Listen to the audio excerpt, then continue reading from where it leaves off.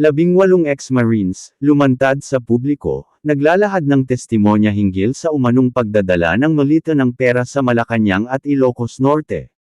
Lumantad sa publiko ang 18 dating miyembro ng Philippine Marines upang maglahad ng kanilang mga testimonya hinggil sa isang umano'y organisadong operasyon ng pagdadala at pagbiyahe ng mga milita na pinaniniwalaan nilang naglalaman ng salapi patungo sa ilang piling lokasyon sa bansa. Sa kanilang mga salaysay, binanggit ang ilang lugar na kabilang umano sa mga destinasyon ng naturang mga biyahe, kabilang ang Malacanang at ilang bahagi ng Ilocos Norte.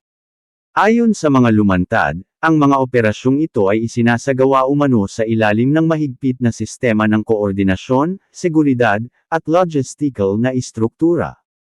Ang mga pahayag ay mabilis na umani ng pansin sa social media at online platforms, kung saan naging paksa ito ng diskusyon, pagsusuri, at sari-saring interpretasyon mula sa publiko at mga digital communities.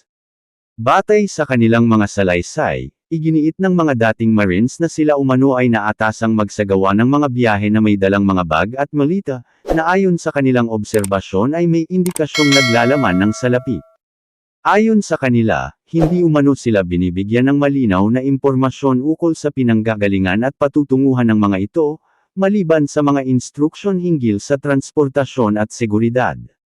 Inilarawan nila ang isang istrukturang may malinaw na sistema ng koordinasyon ng biyahe, schedule ng paglalakbay, security protocols, access control, limitadong kaalaman ng mga kasangkot, compartmentalized na impormasyon. Ayon sa mga lumantad, ang ganitong sistema ay karaniwang ginagamit sa mga sensitibong operasyon kung saan ang bawat individual ay may limitadong papel at hindi nakakaalam ng kabuuang detalye ng aktibidad. Nagkaroon ng sari-saring reaksyon mula sa publiko matapos lumabas ang naturang mga pahayag. Samantala, mayroon ding mga sektor na nananatiling maingat at mapagduda, at iginiit na kailangang dumaan muna sa due process at evidence-based investigation bago gumawa ng anumang conclusion.